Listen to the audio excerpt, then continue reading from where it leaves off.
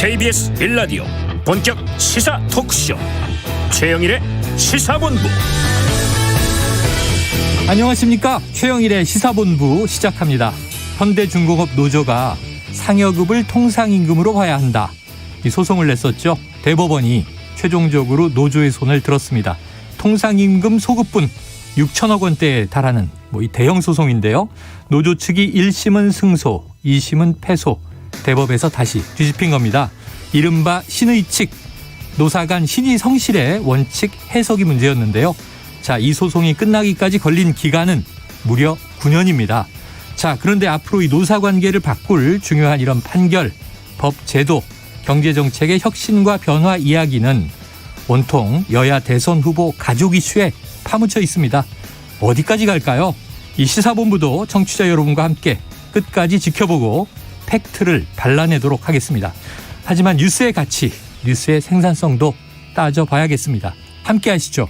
최영일의 시사본부 출발합니다.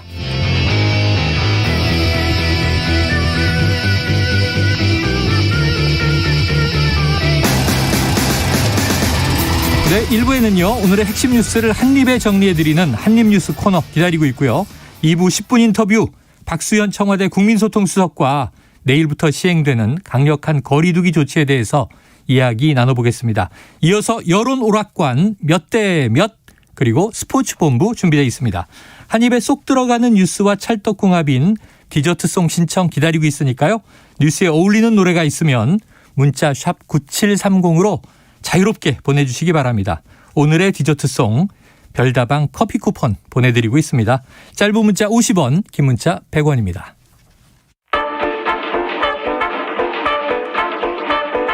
최영일의 시사본부 한입뉴스. 네, 오늘의 핵심 뉴스 한입에 정리해드립니다. 한입뉴스 박정호 오마이뉴스 기자, 김준일 뉴스톱 대표 나와 계십니다. 어서 오세요. 안녕하십니까. 아이고, 김 대표님 연말이라 보고서에 치여서 예. 힘든 나날을 보내고 계세요. 월요일 날 못 나와서 죄송한데 네네네. 오창상 평론가가 나와서 더 다들 좋아하셨다고. 청취자분들도. 아니, 호불호가 갈리겠죠. 누구 비호감도가 더 높은지 다음에 한번 찾아보겠습니다. 단언컨대 제가 더 높을 겁니다. 지켜보도록 하고요. 이번 주 이제 연말이라 저도 이제 엊그제 성적 처리 끝내고 한숨 돌렸는데 마감할 것들이 많습니다. 자, 첫 번째 뉴스 들어가 보겠습니다. 지금 거리두기가 강화되죠. 이미 어제 발표 전해드렸고 네. 내일부터 시행이 되는데, 자, 지금 소상공인 자영업자가 연말 대목에 큰 타격을 받을 수밖에 없어요. 그렇습니다. 지원책을 정부가 냈다고요? 네, 정부가 우선 이 코로나19 확산에 따른 방역 강화 조치로 피해를 입은 소상공인 320만 명을 대상으로 100만 원씩 지원금을 주기로 했는데요. 네. 매출 감소만 확인되면 매출 규모나 방역 조치 수준과 무관하게 100만 원의 현금이 지원되는 겁니다. 네.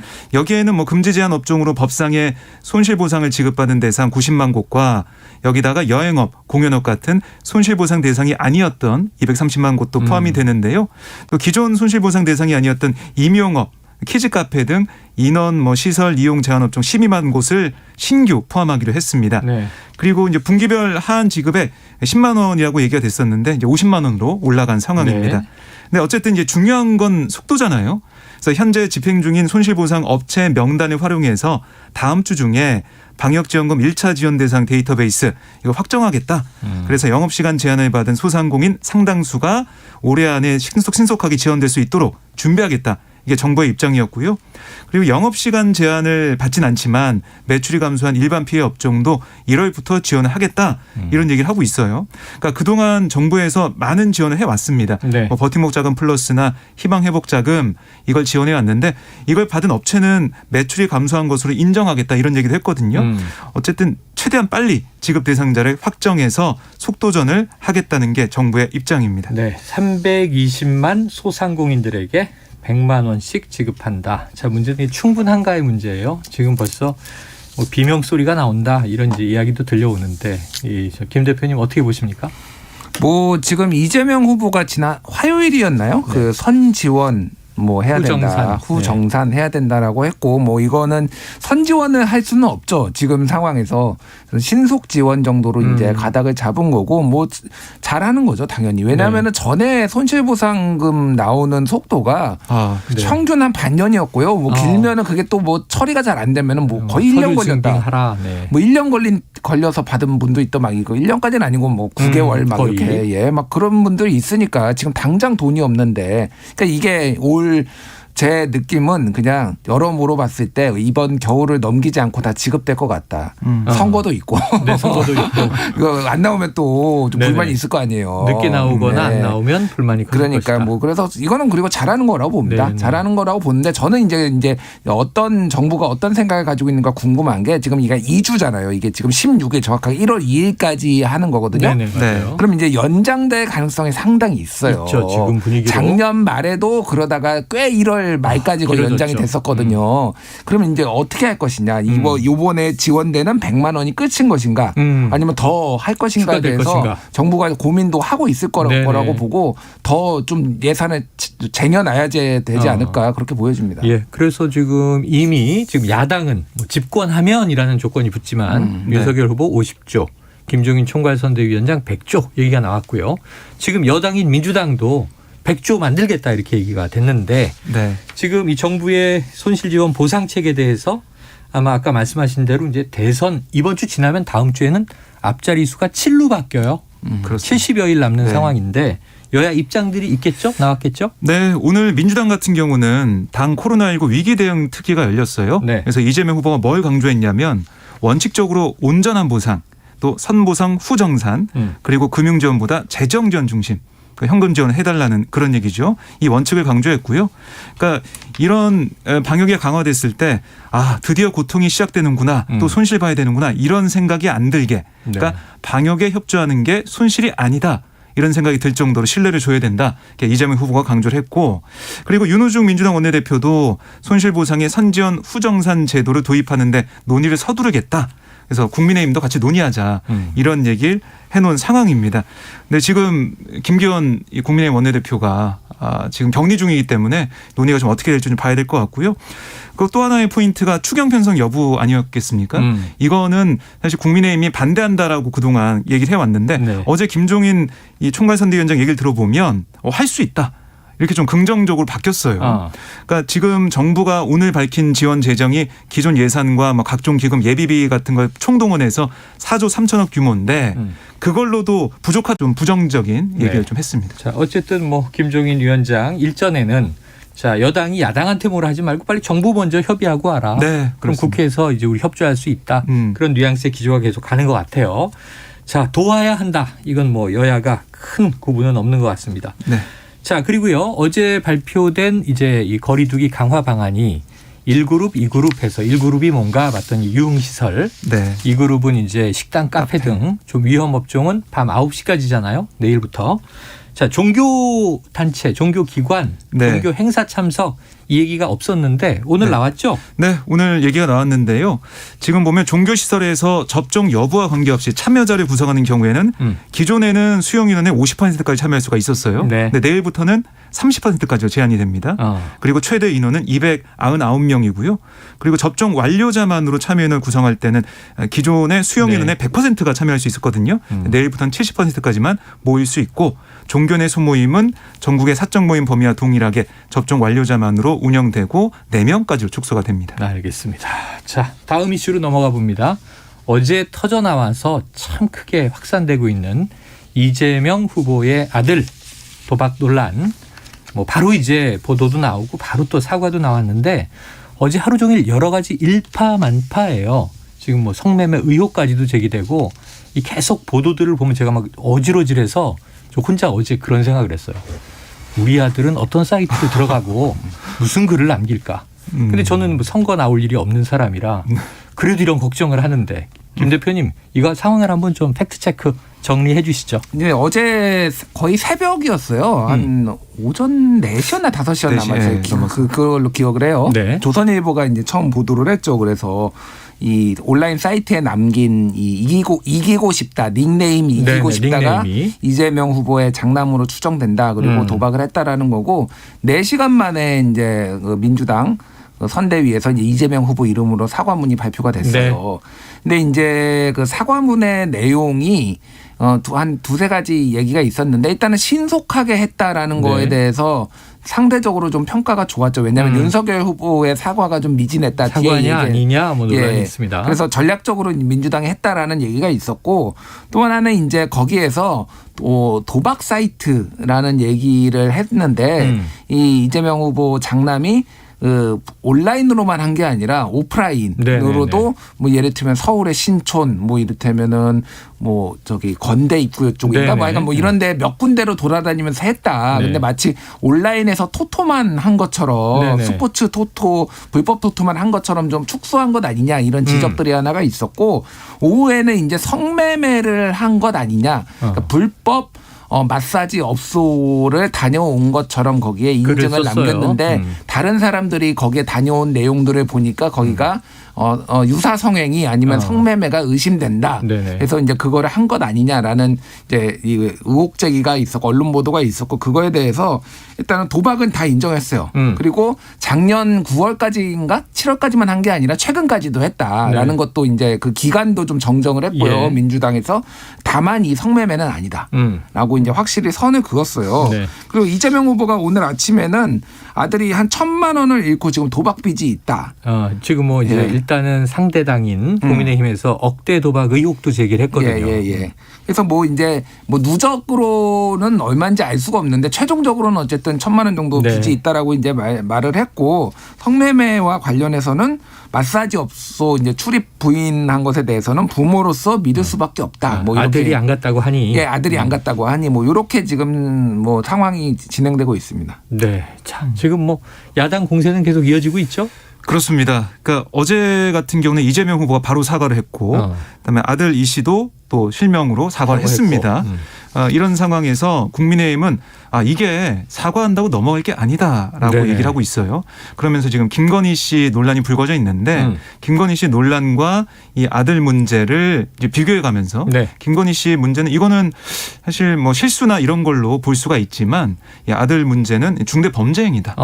이걸 그냥 넘어갈 수가 없고 불법 도박은 도덕적인 문제를 넘어서서 청소년기의 일탈 행위가 아니라 이미 성인이 된 사람의 현실적 범죄 행위이기 때문에 이거는 다 이제 밝혀내서 처벌을 해야 된다 이런 취지의 얘기를 하고 있습니다. 그래요. 어제도 뭐 이제 각설하고 이제 여야 간의 토론이 여기서 벌어졌는데 말씀하신 대로 야당은 이거는 이 치료의 대상뿐만이 아니라 법적 처벌의 대상 아니냐, 불법 행위가 있었던 거 아니냐 여기에 대해서 현근택 대변인이 그렇게 본다. 시민단체 고발이 있을 것이고 어제 고발이 들어왔어요. 경찰은 입건한 거예요. 법적으로 불법성 여부를 수사해서 처벌 대상이 된다면 뭐 처벌 받을 것이다 하는 얘기도 민주당이 하더라고요. 어쨌든 이 아들 문제에 대해서는 계속해서 언론 보도가 나올 거예요.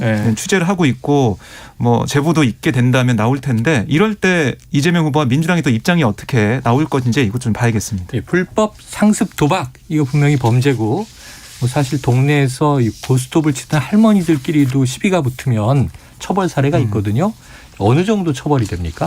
그러니까 이게 이제 일시 오락 수준이 아닌 도박으로 인정되는 경우 형법에 따라 처벌을 받아요. 그러니까 형법 246조를 보면 도박을 한 사람은 1,000만 원 이하의 벌금에 처한다라고 정해져 있고 상습성이 인정되는 경우에는 3년 이하의 징역 또는 2,000만 원 이하의 벌금형을 받는다라고 돼 있는데 지금 뭐 최근에 이런 재판 결과를 보면 상습 도박 혐의로 재판에 넘겨지는 경우 보통 벌금형을 지금 받고 있습니다.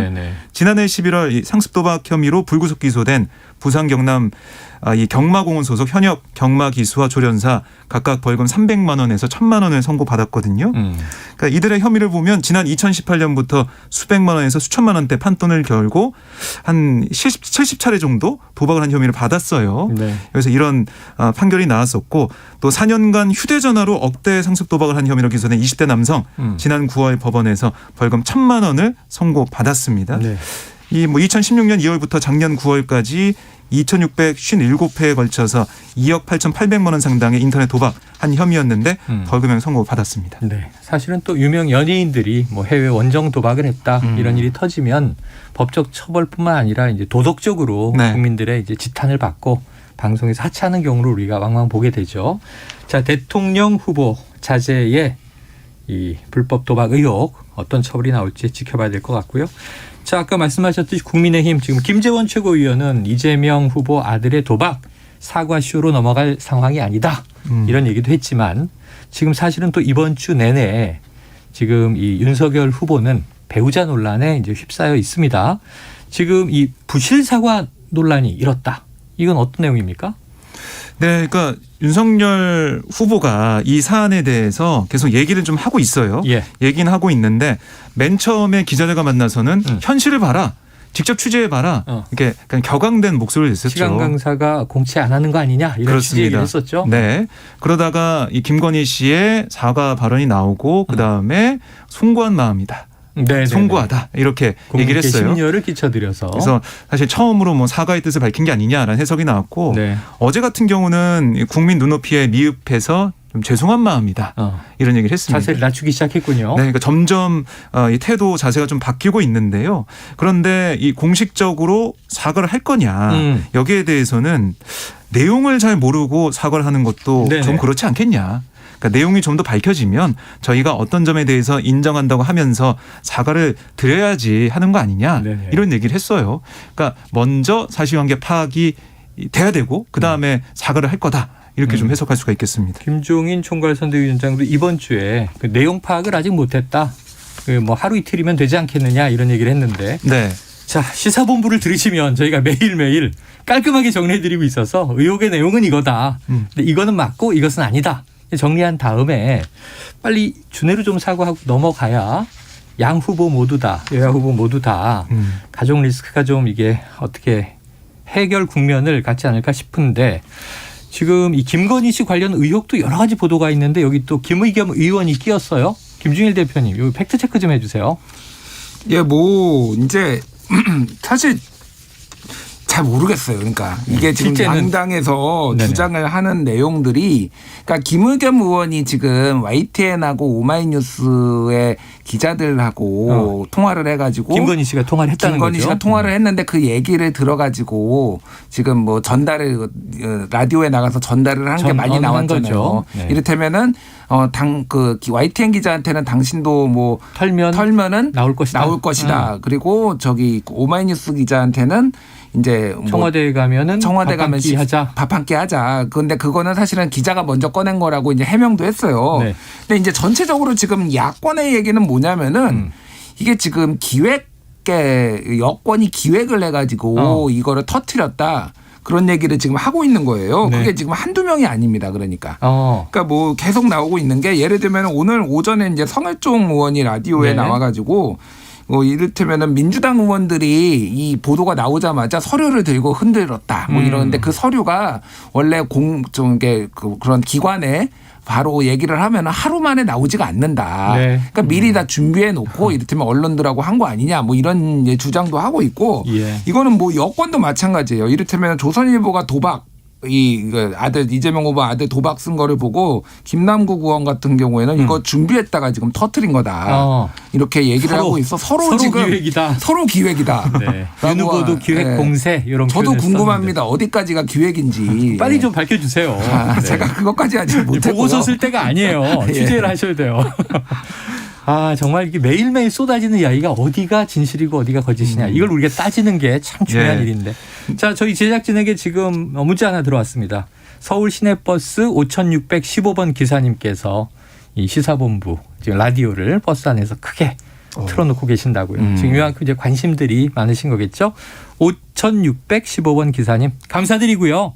승객분들도 행복한 하루 보내시기를 바랍니다. 자, 이 김건희 씨 이야기 계속 나올 텐데 먼저 지금 12시 39분이 지나고 있어서 점심시간 교통 상황을 좀 알아보고 올게요. 교통정보센터의 임초희 리포터 나와주세요. 네, 이 시각 교통정보입니다. 서울 시내 돌발 상황이 있어서 주의가 필요한 구간입니다. 분당 수서로 성남 방향으로 두 건의 사고인데요. 청담대교 위 2, 3차로에서 사고 처리 중이라 혼잡하고요. 더 가서는 청담대교 남단 지나서도 3차로에서 사고 처리하고 있습니다. 차로 변경 잘하시고요. 올림픽대로 하남 방향은 서강대교에서 청담대교 사이 오전부터 내내 교통량이 많은데 노량진 수산시장 2차로에는 고장난 차가 멈춰 있습니다. 더 가서는 잠실철교 부근 1차로가 오늘도 작업으로 통제되고 있고요. 강변북로 구리 방향은 가양대교에서 양화대교 사이는 서행하고요. 서강대교부터 반포대교까지는 밀리고 있습니다. 수도권 제1순환고속도로 구리에서 판교 쪽으로도 돌발 구간이 있습니다. 먼저 구리 남양주 요금소부터 상일까지는 5km 구간 답답하고요. 더 가서 서하남 1차로에서는 사고 처리 중이라 일대 사고 여파 받습니다. 청주영덕고속도로도 영덕 방향으로 가시는 분들은요. 수리태 터널에서 화물차 관련 사고가 났고요. 뒤로 회인나들목부터 2, 3km 구간 막히기 시작했습니다. KBS 교통정보센터에서 임초희였습니다.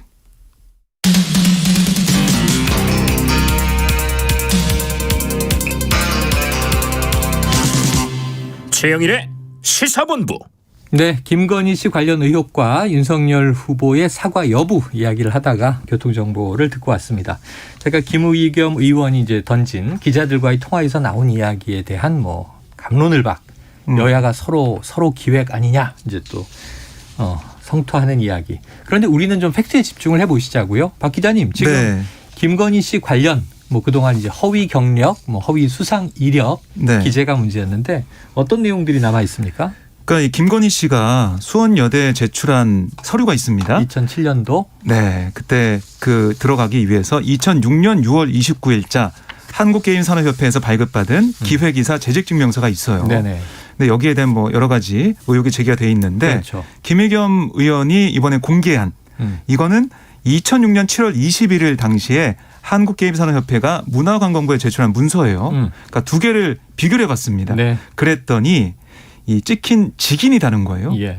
직인이 이 문광부에 냈던 그 문서에는 사각형 직인이었고요. 아. 네모난 직인. 예. 근데 이 김건희 씨가 낸 그 재직증명서에는 직인이 동그랗게 돼 있어요. 맞아요. 이게 다르다. 그리고 이 두 서류에 찍힌 이 문서 번호 양식 자체도 다른 게 드러났다 하면서 이 두 문서를 보여주고 있습니다. 페이스북에 올라가 있는데요. 그럼 그거 보면 일종의 이 김건희 씨 재직증명서의 조작 가능성을 제기하는 거네요. 그렇습니다. 네. 그래서 뭐라고 또 얘기했냐면 조국 전 장관의 부인 정경심 씨는 표창장 위조로 징역 5년을 받고 복역 중이다. 이렇게 얘기를 하면서 윤 후보가 검찰총장 당시 엄중한 잣대를 들이했던 만큼 자신의 가족에 대해서도 같은 기준 적용해라 이렇게 주장을 했습니다. 네. 그리고 한국게임산업협회 발기인 명부에 김건희 씨의 이름이 없다. 2004년 당시 설립 당시 발기인 명부를 봤더니 김건희 씨 이름이 없다. 김명신 씨 이름이 네네. 좀 개명전 이름 그렇습니다. 그게 없다는 상황이고요. 그리고 이 김건희 씨가 2003년 작가로 출품했던 전시의 도록에 자신의 전시 경력을 삼성미술관 기획 전시에 참여했다. 네. 이 내용을 썼는데 삼성 쪽에선 뭐라고 했냐면 삼성미술관이란 명칭 이건 삼성가가 2004년 10월에 서울 한남동의 삼성미술관 리움을 개관한 뒤부터 대외적인 공식 표기에 쓰기 시작했다. 그러니까 이 시점이 안 맞는 거죠. 네네네. 그 전에 삼성미술관 얘기를 했으니까요. 여기에 대해서는 김 씨가 직접 해명을 했는데요. 당시 성남 분당에 있는 삼성플라자 건물 내부 갤러리에서 전시했던 거다. 해명을 했습니다. 해명은 네. 삼성플라자 내부 갤러리에서 전시했던 것인데 삼성미술관이라고 이제 적은 것이다. 네. 자, 이거는 착오라고 봐야 될까요? 근데 이런 게 너무 많아요. 착오라고 하기에는 학교를 이를테면 영락고등학교에서 근무를 했다라고 했는데 사실은 영락여상 이런 거고 서울대학교 경영학과 석사를 했다라고 적어놨는데 사실은 경영전문대학원 그래서 하나는 직장인이 다니는 거고 하나는 이제 공부만 하는 거니까 더 전문성이 돋보이게 하기 위해서 이거는 실수도 있지만은 실수가 이렇게 반복된다라면 의도가 있다라고 봐야죠. 이거는 현대백화점에서 전시했는데 국립 현대미술관에서 나 전시했다고 한 거하고 똑같은 거예요. 네. 네. 그러니까 이게 착오로 보기엔 너무 건수가 여러 가지로 많고. 많다. 그렇다면 이거 뭔가 좀 돋보이게 하려는 의도를 가지고 이렇게 좀 바꿔서 적은 거 아니냐는 얘기를 해주셨는데 다 지금 추정이기 때문에 뭐라 할 수 없습니다. 이 재직증명서의 좀 위조 여부나 진위 이게 빨리 가려줘야 될 텐데 일주일 다 돼가는데 이건 답이 없네요. 그렇습니다. 이게 좀 빨리 확인돼야 되는데 윤석열 후보가 어제 내놓은 입장을 보면 네. 이 비상근 무보수 이사로 근무한 게 맞다. 이거 재직증명서 이거 정말 사실이다. 이렇게 얘기를 하고 있거든요. 그래서 이걸 뭐 이 시비가 좀 엇갈리고 있기 어제 때문에 밝혀야 될 것 장희찬 같아요. 본부장도 나와서 이 직인이 사실 아니냐. 그럼 네. 재직증명 발급은 뭐 내용이야 어떻든 간에 한국게임산업협회가 한 게 맞는 거 아니냐. 조작은 아니다 이렇게 주장을 했어요. 근데 지금 또 다른 얘기가 나오는 거니까. 네. 근데 거기서 이제 본 사람도 없고 자. 그런 상황이기 때문에 좀 밝혀야 될 것 같습니다. 언론의 팩트 체크 또는 뭐 이제 좀 당국에서 조사해서 확인하는 과정이 필요해 보입니다. 자, 정치자 6459님 여야 후보들의 의혹 양파처럼 까도 계속 나오네요. 자, 임명희 청취자님 정말 제3지대 후보들에게 눈 돌려야 하나 진지하게 고민됩니다. 그래서 지금 이 여야 유력 주자들의 가족 리스크가 막 이번 주 내내 터져 나오니까 조금 제3지대 주자들이 틈새를 노리는 것 같아요. 박 기자님 어떤 얘기들 나오고 있나요? 네, 뭐 공교롭게도 국민의당의 안철수 대선 후보가 네. 그러니까 외동딸 서리 씨, 공교롭게도 서리 씨와 대화 장면을 최근에 공개를 했는데요. 아, 네네. 그러니까 여러 가지로 윤석열 후보나 이재명 후보 이제 가족 관련 리스크가 불거진 상황에서 뭔가 이목을 좀 끌고 있다라고 볼 수가 있겠습니다. 네네. 그러니까 이 서리 씨가 지금 미국 샌디에이고 캘리포니아대 연구원을 일하고 있거든요. 네.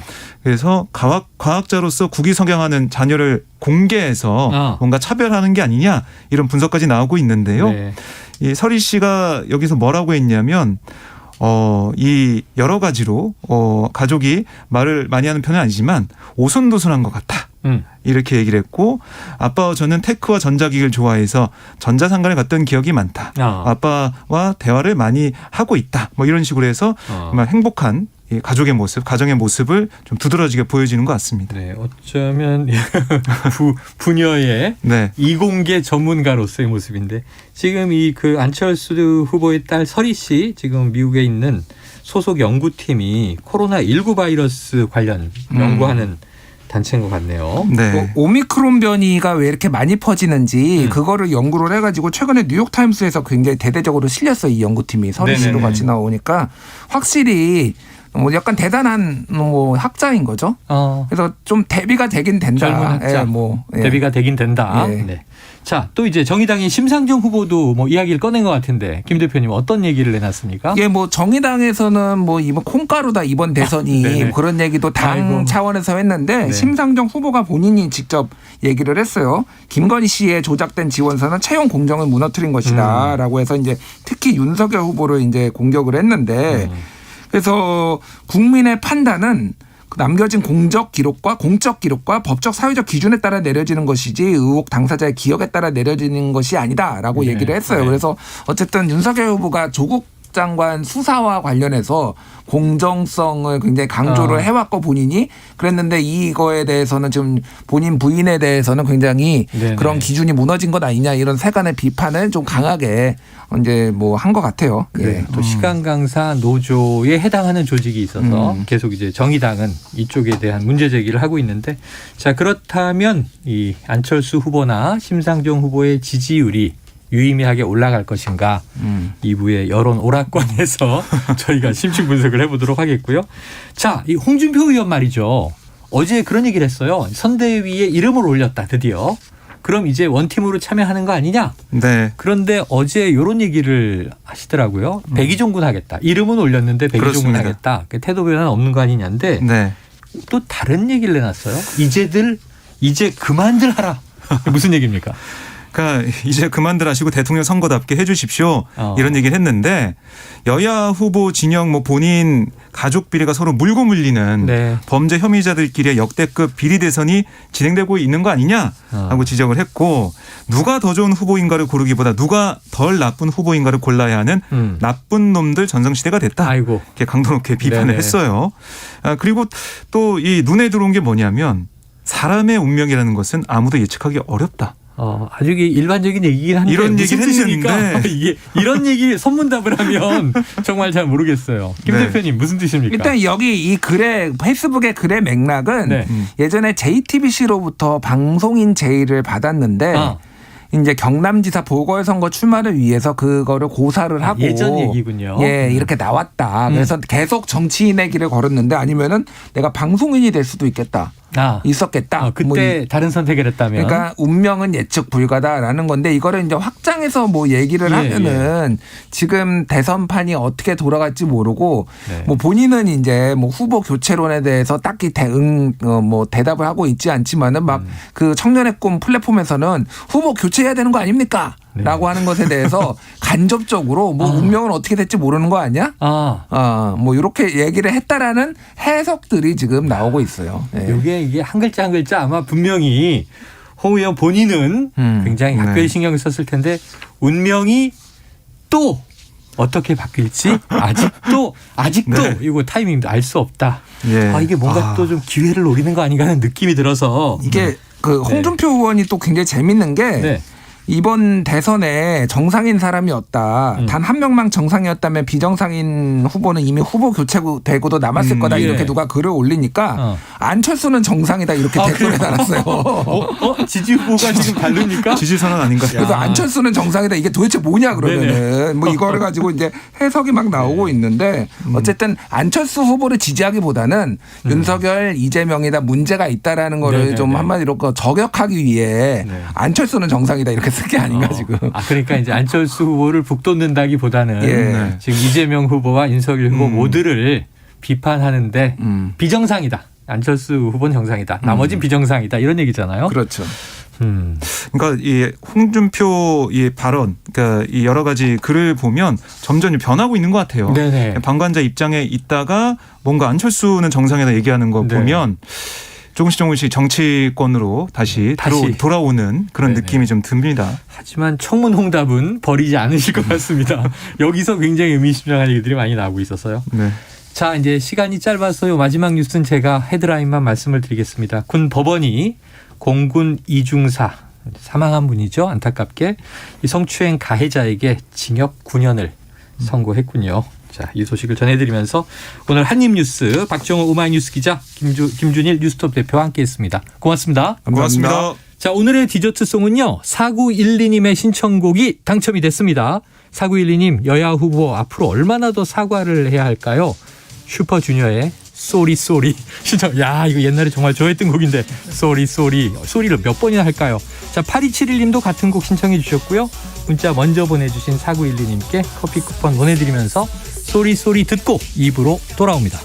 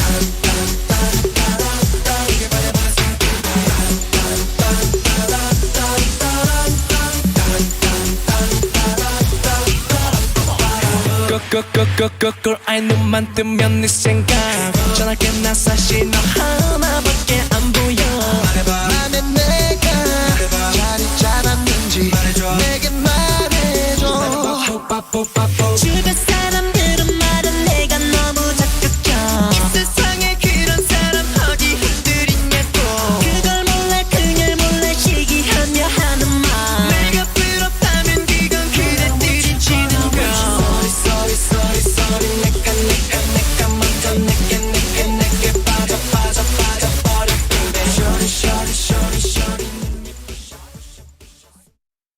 안녕하세요. 환경부 장관 한정혜입니다. 여러분은 환경을 지키기 위해 어떤 실천을 하고 계신가요? 저는 3년차 직장인 서정익입니다. 저의 아침은 팀원들과 텀블러를 들고 카페에 가는 일로 시작됩니다. 환경을 지키기 위한 저의 제안에 팀원들이 기꺼이 동참한 것인데요.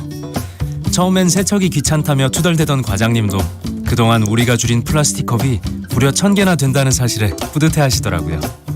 게다가 커피값도 할인되니까 지갑에게도 지구에게도 참 좋은 일이죠.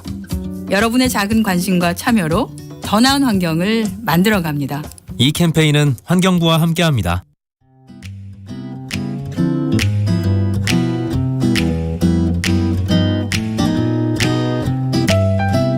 안녕하세요. 바른말 고운말입니다. KBS 1텔레비전에서 방송되고 있는 우리말 겨루기에서 나왔던 문제를 짚어보겠습니다. 오늘은 뜻풀이를 듣고 거기에 해당하는 표현을 생각해 보시기 바랍니다. 고유어 동사로 몸을 가누어 움직이다와 일이나 생각 따위를 수습하여 처리하다를 뜻하는 사음절로 된 표현 무엇일까요? 출연자의 답에는 마무르다와 추스르다가 있었는데요. 이 중에서 정답은 추스르다입니다. 이 추스르다가 몸을 가누어 움직이다의 뜻으로 쓰이면 어머니는 며칠째 몸도 못 추스르고 누워만 계신다. 이렇게 쓸 수 있습니다. 또 일이나 생각 따위를 수습하여 처리하다의 뜻으로 쓰이는 경우에는 이번 사태를 잘 추스르지 못하면 더 큰 문제가 생길 것이다. 이렇게 말할 수 있습니다. 추스르다는 르 불규칙 용언이기 때문에 뒤에 모음으로 시작하는 어미와 연결되면 추슬러와 같이 활용됩니다. 간혹 추스르다를 추스리다나 추슬르다로 잘못 알고 있는 경우도 있으니까요. 주의해서 사용해야겠습니다. 참고로 출연자의 답에 나왔던 마무르다는 물건의 가장자리를 꾸며서 일을 끝맺다와 일의 뒤끝을 맺다를 뜻합니다. 예를 들어서 저고리의 답만 마무르면 한복이 완성된다. 종결 어미는 문장을 마무르는 구실을 한다. 이렇게 사용할 수 있습니다. 바른말 고운말 아나운서 변희영이었습니다.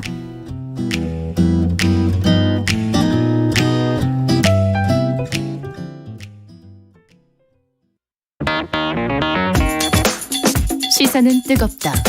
조직적으로 움직였다는 의심이 드는 사건입니다. 아니 정치 권력이 더 두 번째는 세죠. 뭐냐면 정말 진짜 그건 지금 변이에요. 김영남 의원 때론 차갑게 식혀야 할 때도 있다. 그러니까 너는 죄가 있어. 이렇게 판단하는 건 잠시만요. 제가 아까 말씀드렸잖아요. 이제 그만 문제라는 그만 잠깐 끊고 가겠습니다. 시사는 시원하다. 이처럼 소가 화장실을 이용하면 배설물을 한 곳에서 처리할 수 있으니까 온실가스 배출량을 획기적으로 줄일 수 있다고 하는군요. 시원한 바람처럼 기분 좋은 소식이 있다. 시사의 핫앤쿨 KBS 1라디오에 다 있습니다. 평일 저녁 7시 20분 정준희 교수의 KBS 열린 토론, 평일 밤 10시 5분 김성환의 시사야. 많은 청취 바랍니다.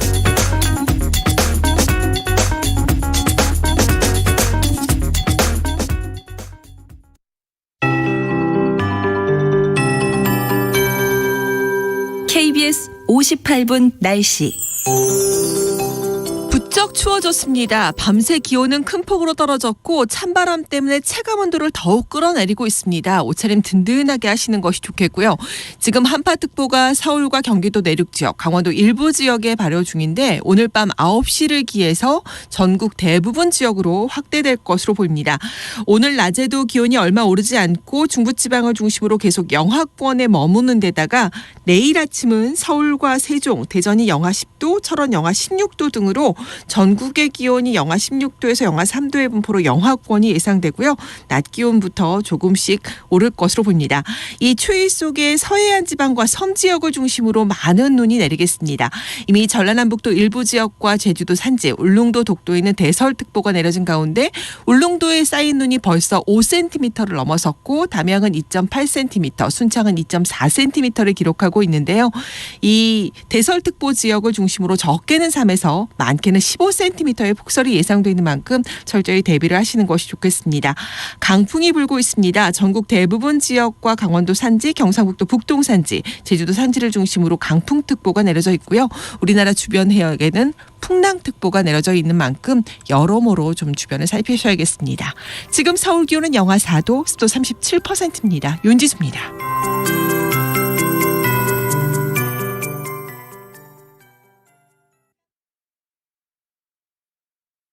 정성을 다하는 국민의 방송 KBS가 한시를 알려드립니다.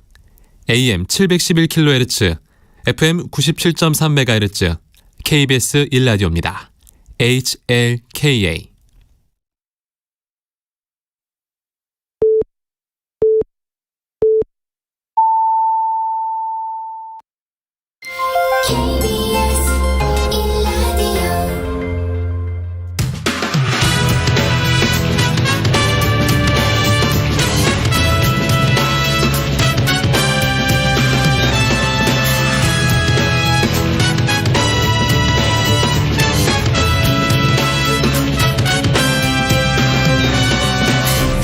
KBS 1라디오 최영일의 시사본부.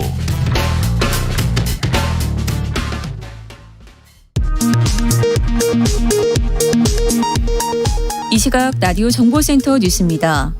코로나19 확산에 따라 방역 조치가 다시 강화되면서 문체부는 이달 20일부터 열리는 공연은 최대 입장 관객을 현재보다 1,000명 줄어든 4,000명으로 줄이기로 했습니다. 문재인 대통령은 종전선언은 전쟁의 기억과 이산의 상처를 추이하고 이해와 협력, 관용과 포용의 가치를 공유하며 한반도 평화 시기를 다시 움직이는 동력이 될 것이라고 말했습니다. 호세 페르난데스 미국 국무부 경제성장 에너지 환경 담당 차관은 반도체 공급망 재편과 관련 한국이 훨씬 더 할 일이 많다고 굳게 믿는다고 밝혔습니다. 첫 문이과 통합형으로 치러진 올해 대학 수학능력 시험에서 문과생들의 성적이 예년보다 떨어질 가능성이 제기된 가운데 이과생 4명 중 1명꼴로 인문계열 학과 지원 의사가 있다는 조사 결과가 나왔습니다. 한파주의보 속에 강풍주의보와 대설주의보까지 내려지면서 전국에 매서운 추위가 이어지고 있습니다. 내일은 서울의 아침 기온이 영하 10도까지 떨어지는 등 전국이 영하 16도에서 영하 3도의 분포를 보이며 추위가 정점을 찍겠습니다. 지금까지 라디오 정보센터 뉴스 정한나였습니다.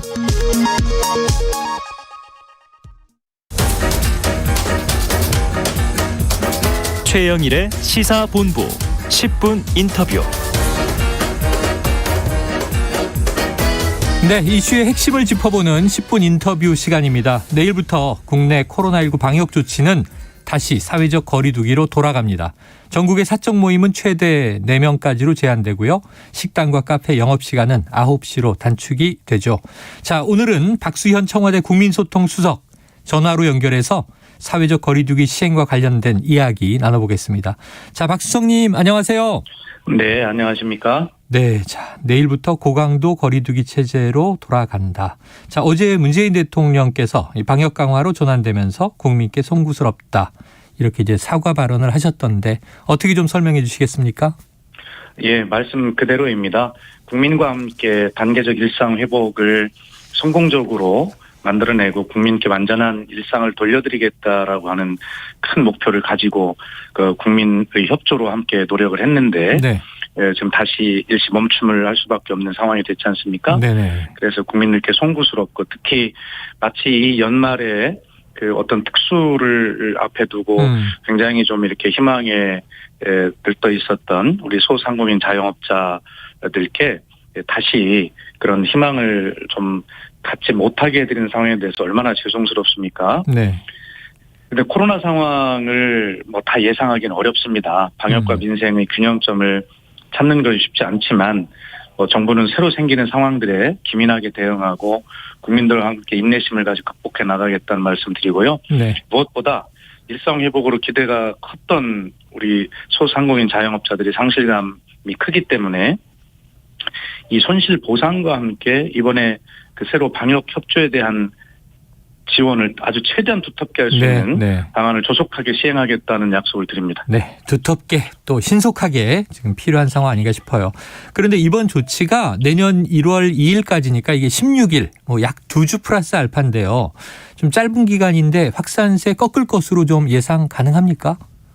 일단 최선을 다해 보겠습니다. 예단할 수는 없습니다만 국민들의 그 협조와 참여 이것으로 아마 저희는 그렇게 국민과 함께 새로운 희망으로 나아갈 수 있도록 부족했던 부분을 이 시간에 재정비해서 확실하게 준비를 잘하고 단계적 일상 회복으로 그 이후에 다시 시도할 수 있도록 그렇게 노력하겠다는 것이고요. 네. 그중에서 이제 특히 병상포화 문제, 네네. 예, 이 문제가 좀 어려워 보이지 않습니까? 맞습니다. 그래서 꼭 이 시간을 통해 말씀드리고 싶은 것은 이 신규 병상을 확충하는 문제가 있는데 이 문제는 행정명령을 하고도 그 시설을 하고 하는데 한 달 정도 소요가 됩니다. 네네. 그리고 우리나라는 코로나가 아닌 다른 일반 질병으로도 이미 중환자실이 70-80% 이상 가동률을 보이고 있는 나라거든요. 그러니까 그 나머지를 가지고 빠듯하게 하는데 그렇기 때문에 이 신규 병상의 확충에는 한계가 있을 수밖에 없어서 저희가 그 병상 회전율을 제고하는 이 문제를 지금 대책을 세워서 적용하기 시작을 했습니다. 네. 이 문제는 뭐냐면 코로나로 중환자실에 입원을 하시게 되면 모든 치료비를 국가가 부담하지 않습니까? 그렇죠. 그리고 그 병원은 일반 병상의 10배를 또 손실 보상을 받도록 그렇게 되어 있거든요. 네. 그런데 이 코로나가 증상이 사라진 이후에도 이게 잘 퇴실이 이루어지지 않습니다. 그렇기 때문에 마련하기가 신규로 어려운 병상인데다가 이미 그 입원을 하게 되면 퇴실이 잘 되지 않기 때문에 네. 더욱더 양상을 악화시키고 있는 것이거든요. 그래서 근데 미국의 이제 CDC 같은 경우에는 증상 발현하고 한 20일 지나면 그리고 입원하고 한 10일 지나면 네. 퇴실을 할 수 있도록 기준이 그렇게 적용이 되고 있습니다. 네. 그런데 우리나라는 그렇게 적용을 못했어요. 그래서 이번에 저희도 그런 퇴실 기준을 정확하게 만들어 적용하기로 했고요. 예. 증상 발현 후 20일이 지나면 퇴실을 해야 합니다. 네네. 그리고 증상이 없는 경우에는 확진 후 20일이 지나면 퇴실할 수 있도록 이렇게 되어 있고요. 아까 말씀드린 대로 중증 병상의 손실보상을 일반 병상의 10배를 좀 하고 있다고 하지 않습니까? 네. 여기에도 그 재원 기관에 따라서 차별 적용 보상을 하기 위해서 5일까지는 14배, 10일까지는 10배, 20일까지는 6배, 그리고 이번 20일이 넘으면 손실보상을 병원 측에서 하지 않는 네. 이런 어떤 강력한 대책을 병행해서 쓰기 시작했다는 말씀을 드리고요. 알겠습니다. 무엇보다 한 말씀만 더 드리면 네. 우리는 공공의료 병상이 굉장히 부족한 나라입니다. 그래서 이번 기회에 최대한 이 공공 의료 병상을 확보하기 위한 노력도 함께 기울이고 있다는 말씀도 드립니다. 네, 공공의료 병상, 공공의료 병원, 또 공공의료 인력도 지금 필요한 상황이죠. 자, 그런데 지금 말씀해 주신 부분들이 이 윤석열 후보 50조, 이재명 후보 100조, 이 손실보상 재원 필요하다, 이런 이제 대선 주자들의 주장들이 나오고 있는데 이 정부가 추경 검토는 하지 않는다. 아까 자영업자 손실보상도 두텁게 해 주신다고 했고요. 또 이제 의료 대응에도 이게 예산과 비용이 들어가니까 다 재정 문제인데 이 재정 지원 어떻게 확보할 계획이신가요? 오늘 오전에 국무총리가 발표를 한 것으로 알고 있습니다만 네네. 어제 호주 국빈 방문해서 귀국한 문재인 대통령의 강력한 지시가 있었습니다. 그래서 이번에 방역 강화 조치로 새롭게 그 손실을 보는 그런 부분에 대해서는 이 방역 명칭이 이제 어떻게 되든 간에 네. 이 방역 지원금을 정부가 생각하고 있던 한 70만 원 정도에 100만 원으로 인상해서 곧바로 방역 강화 조치가 시행되자마자 네. 같이 이것이 연내 지급될 수 있는 방안을 강구하라라는 강력한 지시를 네. 했거든요. 그래서 어제 정부가 이것을 지원할 수 있는 9천억 원의 재원을 어제 추가로 확보를 했습니다. 아, 네. 예, 그래서 이 소상공인 그 지능 기금이라고 있습니다. 소진기금이라고 하는데요. 네. 여기에 현재 남아있는 이 기금을 통해서 올해 바로 한 90만 명 정도 예상이 됩니다. 식당, 카페 등 영업시간을 새롭게 제한한 업종이 있지 않습니까? 네, 그렇죠. 우선 여기부터 이 9천억 원을 통해서 해서. 바로 12월 연내에 지급을 하고요. 네. 이 나머지 한 2.3조 원 정도가 더 필요하다고 생각합니다. 저희가 네. 소상공인 중소업 자영업자 한 320만 명으로 보고요. 100만 원 정도 하면 3.2조 원 정도가 들지 않습니까? 네네.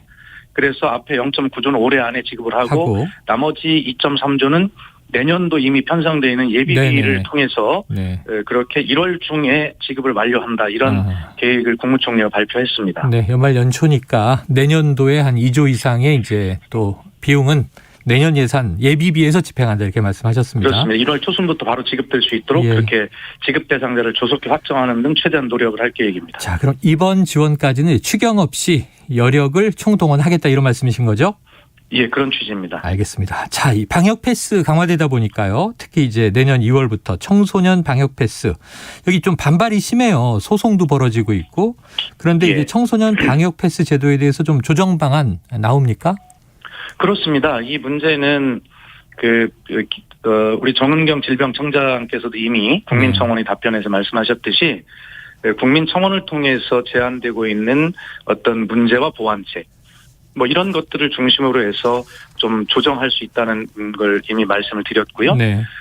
그리고 접종의 시기도 상황을 봐서 방역패스 적용 시기도 조정할 수 있다 이런 뜻을 밝혔는데 네. 무엇보다 중요한 것은 현재 그 12, 15세 소아 청소년 이 접종률이 급격하게 높아지고 있습니다. 네. 그래서 참 다행스럽게 생각하고 다만 그렇게 좀 염려하시는 학부모님들의 걱정까지도 더 덜어드릴 수 있도록 정부도 최선을 다할 테니까 지금 학부모님들께서도 어쨌든 지금 접종률이 높아지고 있거든요. 그리고 예약까지를 본다면 12월 말까지 약 70% 이상이 접종이 될 것으로 그렇게 예상을 하고 있거든요. 네.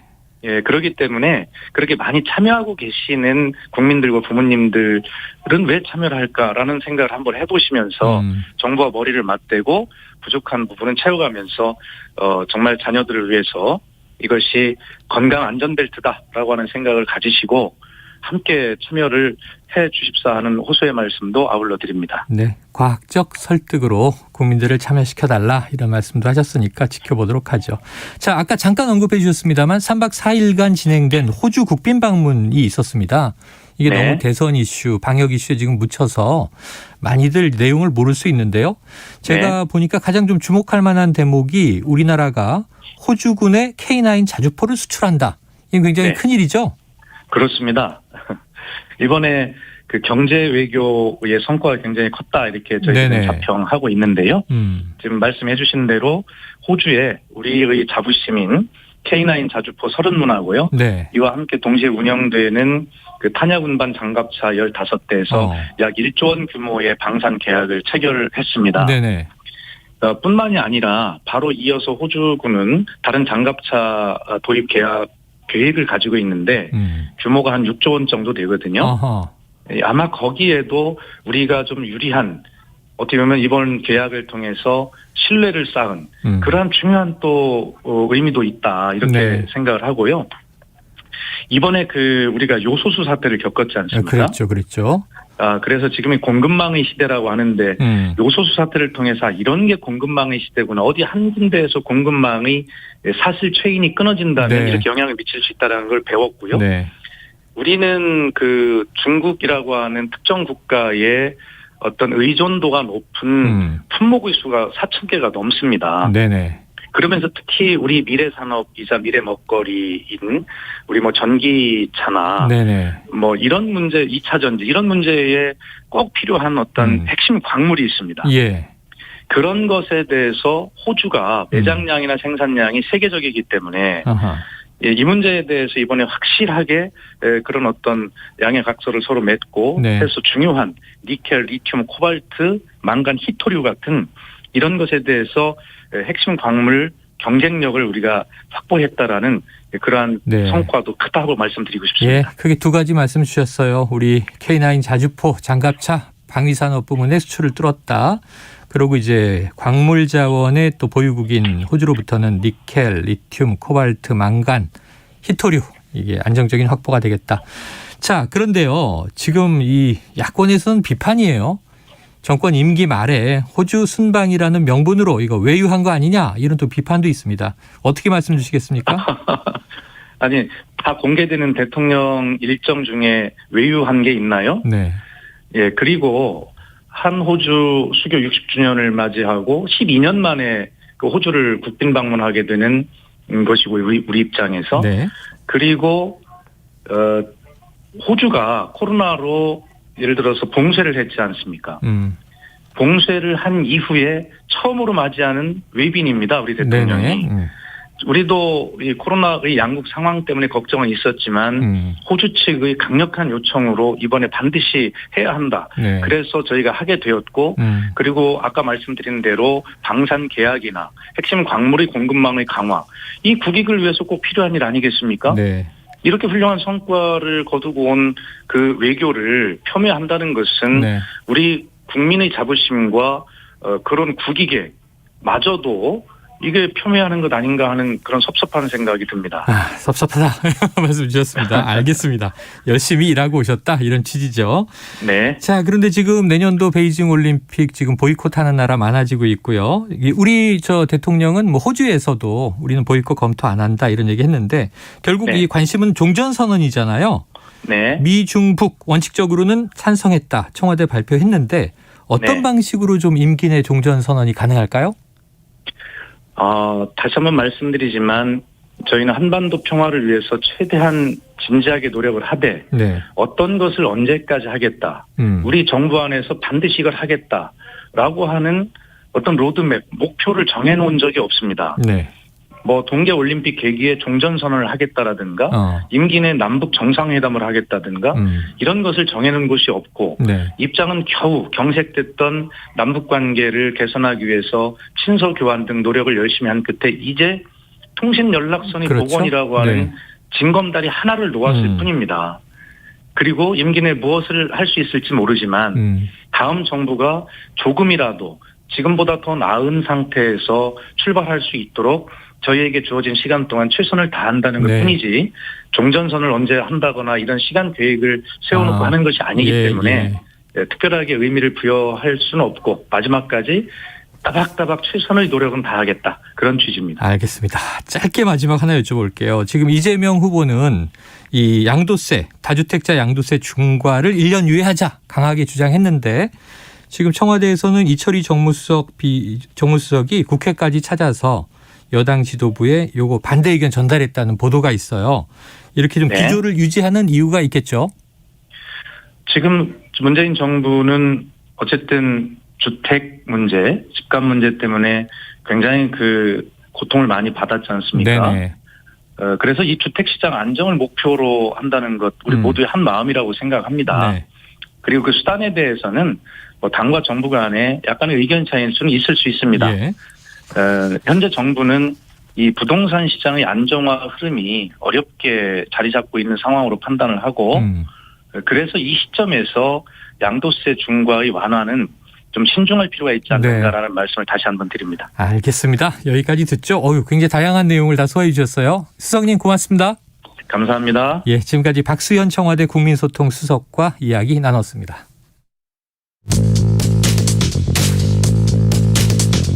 최영일의 시사본부는 여러분과 함께합니다. 짧은 문자 50원, 긴 문자 100원이 드는 샵 9730. 라디오 어플 콩과 유튜브는 무료로 참여하실 수 있습니다.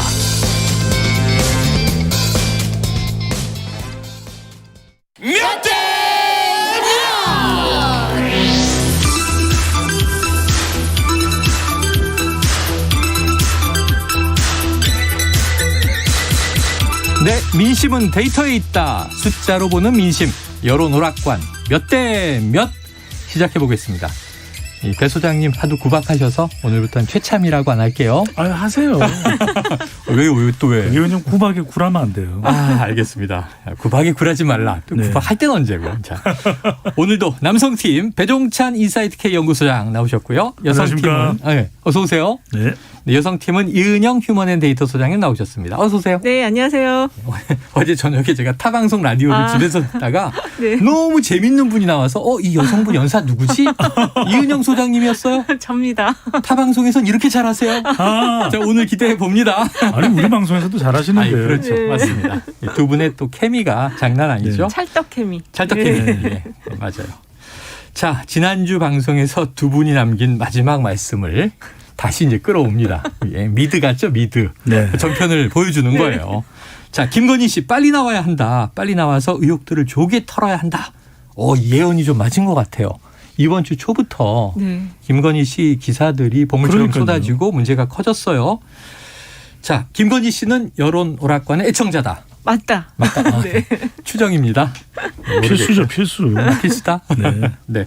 자, 오늘도 두 가지 조사부터 들여다볼게요. 어제 발표된 SBS 여론조사부터 볼 텐데 이영 소장님이 좀 말씀해 주시죠. 네, 지난 12월 14일 하고 15일 이틀간 조사를 했고요. 유무선 듀얼 프레임으로 조사를 했습니다. 전화 면접 조사로 진행이 됐고요. 이재명 후보가 35.4, 윤석열 후보가 33.3 이렇게 나왔어요. 그래서 이게 2주 전에 SBS가 한 조사와 비교해 보면 그 이재명 후보가 2.7%포인트 상승했고 윤석열 후보는 1.1%포인트 하락을 했습니다. 두 후보 간 격차는 2.1%포인트예요. 네. 그러니까 오차 범위 내에 있으니까 네. 뭐 굳이 1위, 2위는 큰 의미가 없지만 네. 그럼에도 불구하고 추이가 중요하다고 늘 말씀하시니까 그렇습니다. 그리고 이재명 후보 오르고 윤석열 후보 내리고. 하락하고. 예. 그리고 이게 이제 김건희 씨 보도가 나온 직후에 네. 조사가 진행이 된 거여서 14일, 15일. 예, 그게 반영이 된 조사입니다. 그래요. 자, 넥스트 리서치가 조사했고 자세한 내용은요. 중앙 여론조사 심의위원회를 참조하시면 되겠습니다. 자, 그러면은 배 소장님 이 네. 결과는 어떻게 보십니까? 추세가 중요하잖아요. 네. 그런데 격차가 더 좁혀졌다. 더 직전 좁혀졌다. 조사와 비교를 해보면 심지어는 약간 뒤집힌 거 아니냐? 뭐 이렇게도 볼 수 있고. 그러니까 지금 수치상으로 보면 오차 범위 내 이재명 후보가 2.1%포인트 앞서는 결과잖아요. 네, 네. 오차 범위 내이기 때문에. 그런데 예. 이런 조사 결과가 나왔다는 것이 가장 최근 조사고 어떤 변수가 작동했을까? 그러면 김건희 변수 외에는 없잖아요. 지금 현재 김건희 변수 외에는 윤 후보의 윤석열 하락 요인이 없다. 후보가 지지율의 밑바탕에 깔려 있는 건 정권 교체 여론인데 네. 정권 교체 여론을 높게 계속해서 상승세로 가져가려면 세 가지가 중요하잖아요. 세 가지. 하나는 이념인데 이념은 이미 결집돼 있어요. 결집돼 있고. 두 번째는 사람. 1번 이념은 이념도 P, 필로스피. 그 다음에는 사람, people. 세 번째는 공약, P, policy. 그런데 이번에서 막혀버린 거예요. 이제 영어 이니셜이에요? 3P? 3주 전에 P, 사람에서 막혔을 때가 누구였냐면 김종인, 이준석. 그랬죠. 투스톤즈 갈등. 그랬던 시절이 있었죠. 해결됐어요. 네. 그럼 이제 정책으로 넘어가려고 하던 그 찰나에 김건희가 터져버린 거예요. 그래요. 배우자 김건희가 터지니까 탈탈탈 털고 넘어가야 되는데 이게 계속 터져요. 매일매일. 이걸 못 털고 넘어가기 때문에 정권 교체 여론이 반영되기는 커녕 오히려 윤석열 후보의 경쟁력이 오롯이 안 나타나는 거예요. 왜? 공약으로 넘어가야 되는데 공약으로 못 넘어가잖아요. 그러다 보니까 최근 조사에서는 오차 범위 내입니다. 물론 이긴다 진다 할 수가 없어요. 그런데 수치상으로만 놓고 보면 팽팽하다. 이재명 후보가 2.1%포인트 수치상 앞서는 결과가 나옵니다. 네. 자, 김건희 이슈를 가장 이제 중요한 요소로 꼽아주셨는데 이 소장님도 동의하세요? 네, 동의하고요. 그 지금 오늘 또 나온 갤럽 조사도 네네. 오차 범위 이내지만 여기도 또 이재명 후보가 앞섰거든요. 그래서 팽팽한데. 그렇습니다. 그래서 지금 김건희 씨 보도 이후에 이 지금 중도 표심이 상당히 흔들리는 양상을 좀 중도 보이고 표심이. 있고요. 그리고 그 동안에 이제 누적된 이재명 후보의 그 여러 가지 활동들이 이제 좀 좀 효과가 나타나고 있는 것 같다. 그래서 지난주까지 얘기가 가장 많았던 게 이재명은 보이고 윤석열은 안 보인다 이거였거든요.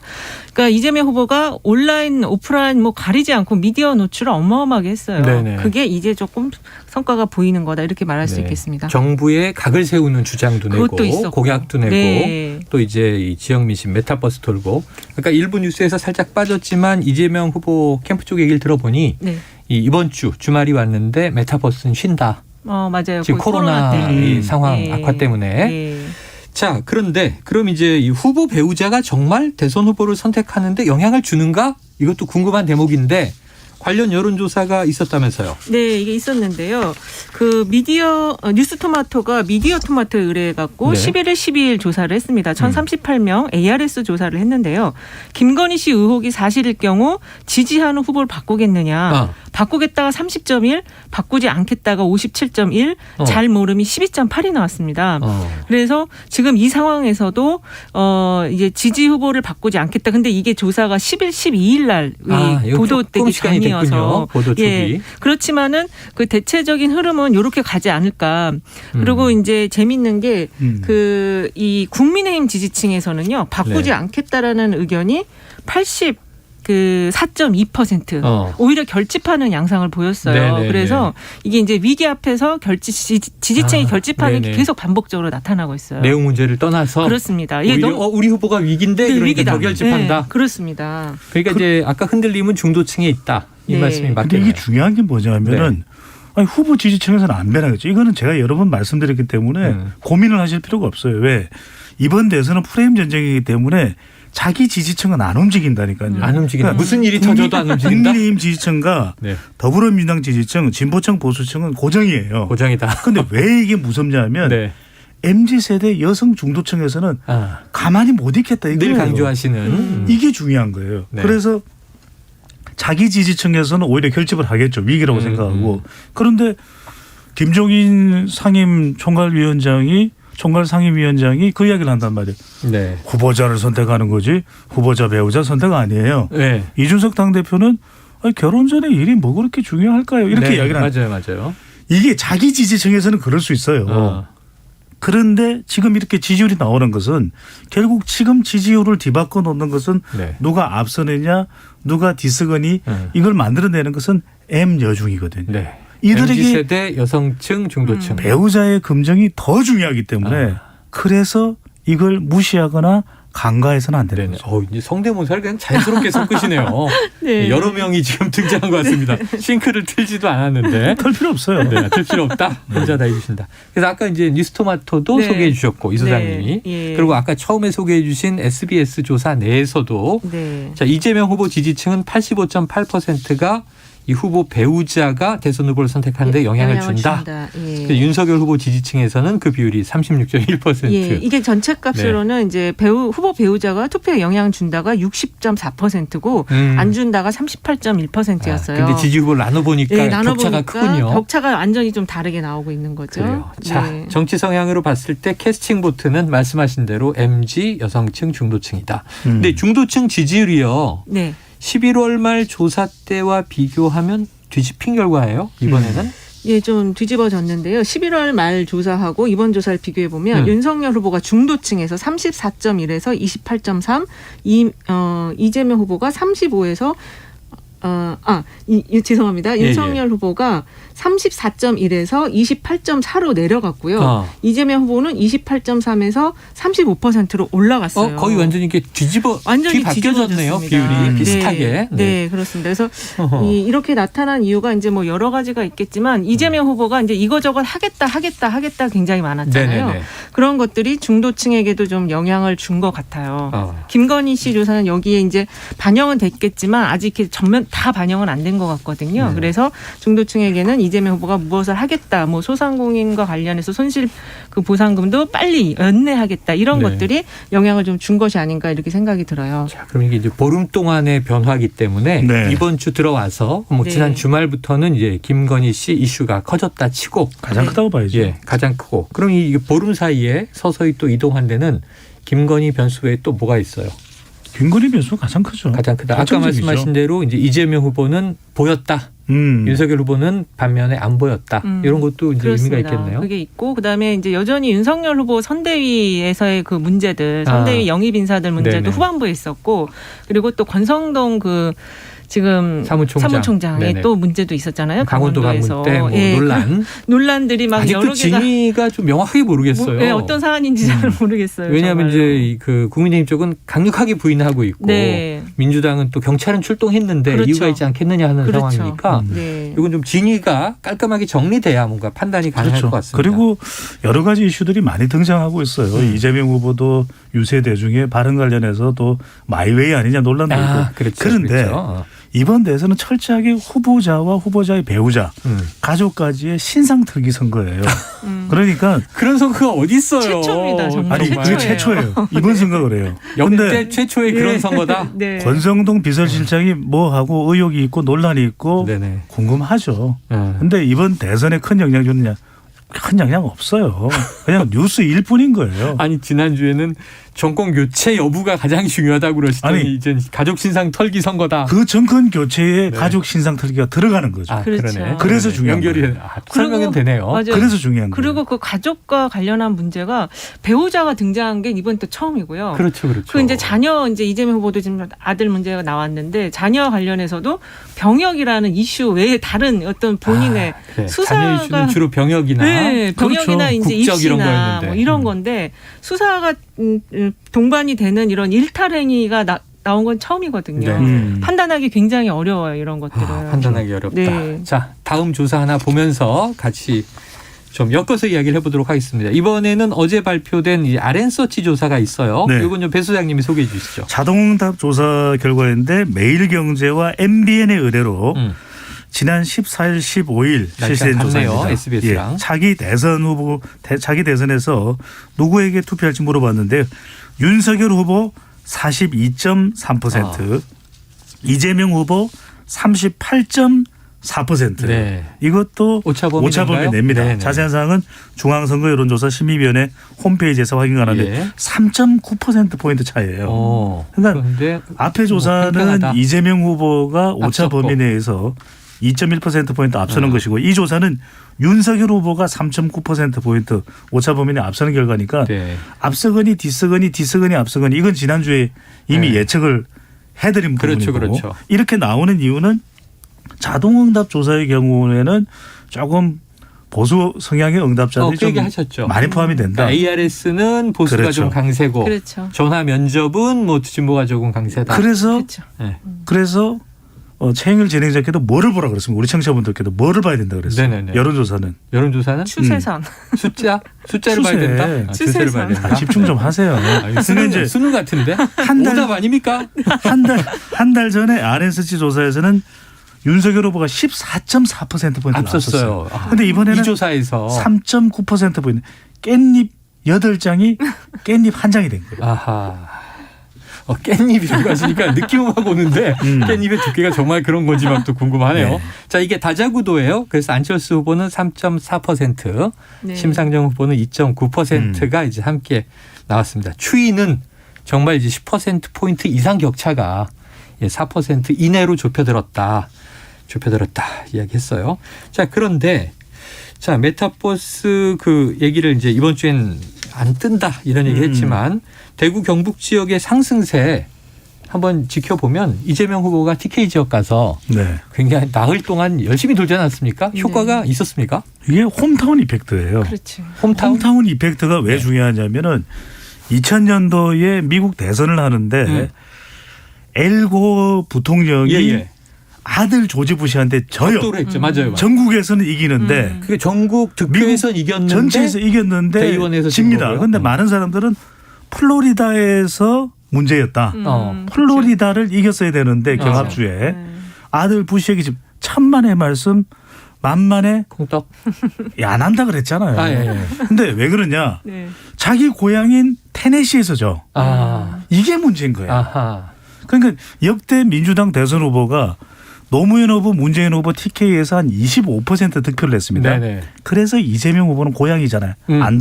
안동 아이가. 그러니까 이제 안동에서 TK에서 노리는 게 30% 이상 득표를 하면 승산이 있다. 아하. 그래서 대구 경북을 15개 시군을 도는 거잖아요. 이른바 이게 홈타운 이펙트. 네네. 돌면 돌수록 지지율은 올라간다 내려간다? 올라가죠. 돌면 돌수록. 그래서 더 공을 들이는. 근데 여기서 중요한 게 뭐냐면 우리가 윤석열 후보가 호남을 가고 이재명 후보가 TK를 간다? 네네. 호남 TK 지지율이 아니에요. 우리 청취자분들이 홈타운 이펙트. 이 어려운 말은 뭘까 그랬더니 결국 고향 효과. 근데 우리 집 효과라는 거잖아요. 이게 쉬운 걸. 네.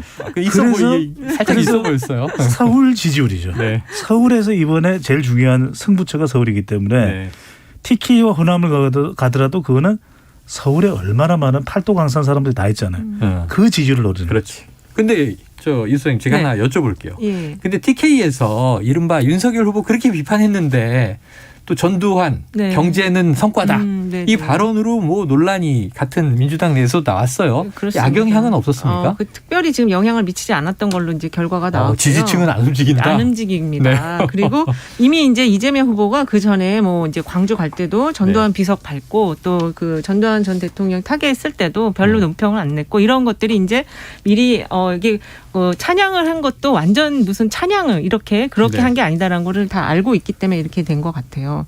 그리고 지금 홈타운 효과 얘기하셨는데 사실 지금 그 윤석열 후보가 충청권에 이제 충청 대망론에 불을 지피고 충청의 아들이다 있어요. 이렇게 얘기하는 그렇습니다. 거잖아요. 아들이라고 다 지역마다 아들이고 사위고 해서 며느리, 손자고 딸, 뭐. 네, 그래서 지금 그 충청에서 앞서고 있는 것도 그 효과이고, 근데 그에 반면에 이재명 후보가 강점이 하나 있어요. 이 TK 지역이 고향이면서 경기도의 기반을 아주 탄탄하게 가지고 있거든요. 그렇죠. 아까 이제 서울 얘기를 하셨는데 그 경기도가 인구가 더 많습니다. 서울보다 많아졌죠. 많아요. 그래서 이 경기도에서 이 지지율을 앞서가는 게 상당히 중요하고 꽤 오랫동안 이게 지금 앞서고 있거든요. 유지하고 있다. 네, 그래서 이 경기도의 표심이 조금 더 올라간다. 만약 네네. 이재명 후보 쪽으로 그러면 서울에서 조금 지지만 이기는 네. 후보가 또 나올 수 있는 그런 선거예요, 이번 선거. 근데 그게 간단치가 않은 게 역대 네. 민주당 대통령 당선자 중에서 서울에서 진 사례가 없어요. 서울에서 진 사례가 김대중, 없다. 노무현, 문재인 네. 다 서울에서 이겼어요. 그래요. 심지어는 2012년에 문재인 후보가 선거에서는 패배하지만 2012년 대선에서도 서울은 박근혜 이겨요. 대통령이 당선될 서울은 때 이겨요. 서울은 이긴다. 그래서 중요하고 또 하나 이게 그 전두환 씨 관련된 발언은 안 하는 게 나아요. 예. 그러니까 이재명 후보는 보수 정치 지도자 이야기하려면 박정희 전 대통령만 이야기하면 돼요. 네네. 경제성장. TK에 충분합니다. 네. 박정희 전 대통령 언급하는 것만으로 충분해요. 네. 그렇죠. 전두환 씨 이야기할 게 없고 박정희 전 대통령 언급하는 것만으로도 TK 그다음에 경제, 중도층, 전략에 충분합니다. 그래요. 그런데 아까 이제 이번 선거가 역대 우리가 보지 못했던 맞습니다. 가족 신상 털기 선거다 얘기하셨으니까 네. 이게 여론조사에는 아직 안 잡힐 것 같아요. 그래서 네. 궁금한 건데 쭉 김건희 씨 논란이 이번 주 이어지다가 지난 주말부터 어제 아침부터 이게 이재명 후보 아들 논란이 툭 튀어나왔어요. 빠른 사과도 나왔고 네. 이것도 여론에 영향을 미치겠죠. 아, 그럼요. 중도층의 악영향이 되겠습니까? 이게 아무래도 젊은 층한테는 젊은 이슈 층에게. 자체가 영향을 미칠 수 있는데 이게 또 다시 한번 성별 차이를 또 가져올 수 있는 네. 그런 이슈입니다. 하지만 이게 이제 수사가 바로 즉각적으로 지금 들어간 상황이고 뭐 이재명 후보 아들 다 사과를 했어요. 그래서 이게 이제 길게 갈 사안은 아니다. 그런데 이제 추가적으로 뭐가 또 나올지 여부가 좀 중요할 것 그렇죠. 같고요. 그리고 지금 우리 배 소장님 말씀하셨지만 역대 선거에서 서울에서 지고 이긴 후보는 없다고 했지만 네네. 이번 선거 자체가 역대 그 공식을 하나도 지금 대입시킬 수 없는 선거예요. 완전히 새로운 선거다. 네, 100일 전 여론조사 1위 한 후보가 됐다. 이것도 이번에 맞지 네. 않을 것 같고요. 그 이유는 뭐냐면 코로나 변수와 2030 MZ세대가 스윙보터가 됐다는 이 두 가지 점 때문에 그래요. 그렇습니다. 자, 예언 오락관으로 그냥 쓱 넘어왔네. 그런데 아까 일부에서도 그렇고 예언 오락관에서 꼭 물어보겠다고 한 질문이 네. 그럼 여야 후보 모두 지금 중도층에서 이거 굉장히 암울한 뉴스들이 쏟아지니까 요 틈새의 제3지대 후보들, 네네. 군소 후보들이 조금 반짝 오르지 않겠나? 그럴까요, 소장님? 어떻게 예측하세요? 그렇죠. 살짝 오를 수는 있겠죠. 살짝. 하지만 대세 그게 지장은 없다? 결정적인 건 아니고 선거의 전반적인 판세와 추세는 유력 두 후보 중심으로 가겠죠. 네네. 하지만 안철수 후보도 그렇고 심상정 후보도 그렇고 김동연 전 부총리는 어떻게 앞으로 방향이 정해질지 모르겠지만 영향이 있을 테고 영향을 줄 테고 특히 주목하는 사람은 허경영 후보예요. 그렇습니다. 맞아요. 포함이 되기도 하고 여론조사에서 포함이 안 되는데 그거는 뭐 여러 가지 이유가 있겠죠. 어떤 네. 조사는 후보자를 이제 포함하는 기준에 들어가거나 또 판단하건대 허경영 후보를 넣은 경우일 테고 대부분의 경우에는 허경영 후보가 들어간 후보로 포함된 조사에서는 지지율이 또 높게 나와요. 그래요. 네. 그러니까 이게 그런 이유가 원조 사이다. 두 번째로는 높은 대중성, 공중부양이 있잖아요.